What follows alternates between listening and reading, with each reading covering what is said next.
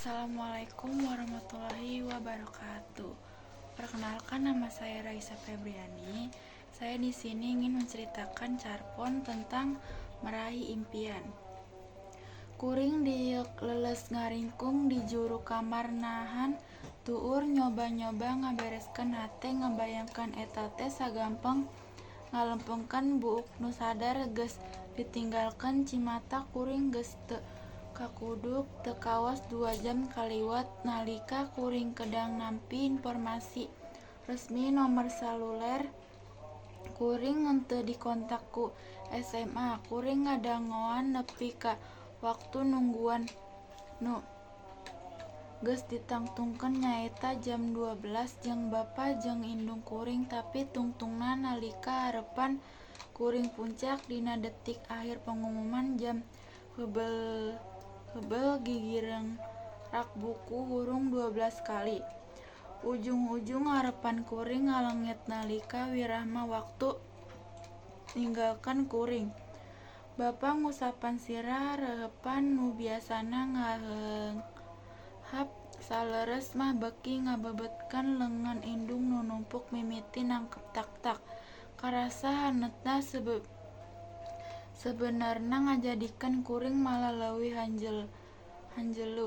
Titisan cai mimiti rakrak tina juru panon kuring ngawarnaan coretan kulawarga dina pipi kuring sareng rakrak dina pangkonan kuring. Duh Gusti, kagagelan ieu deui. Abdi parantos terang rarasaan nahan hanjeun masihan deui. Kuring gogorowokeun dina hate kuring neutep kahandap ngeri rasa sagalana geus poek deui. Bapa semu nyerengkeuh ka kuring tuluy mapay-mapay jiwana nu biasa mah poho kana kanyeri bari ngomong, Gusti geus nangtungkeun sagalana naking pulona geus digoreskeun dina kertas kahirupan mangsina geus dicabut geus garing percaya aya alus dibalik sagala ieu. Kuring ukur enggeuk teu wani netepkeun eta panon nu keur majuan upami anjeun terang Bapa. Naon anu anjeun carioskeun ayeuna nyatana ngajantenkeun kuring langkung jero. Terjun kana jurang kaduhur pinungku cimata nangkep indung beuki heureus tuluy ngaharoos ka kuring istighfarna. Teu aya usaha pikeun ngahianat tong sok curiga ka Allah. Istighfar sungut kuring ngaliwek hatena semu geus biasa kana ngahangetan musibah tengah peuting ieu. Endat cek Bapa bari ngusapkeun buuk kuring deui. Maneh malah teu ditarima di STPDN. Bapa reus ka maneh tong nganggep yen SMA hiji-hijina. Tong mikir yen henteu dugi ka aya tungtung. Nah aya seueur deui langkung sae langkung reus keur anjeun dipayeuheun Allah. Sora jangkrik nu merdu sora bangkong ngageroan tengah peuting disaksikeun ku bulan nu meuh kaganti ku subuh jeung biru poek nu beuki moroncong. Bapana ngucapkeun deui mantra sakti nanda bisa.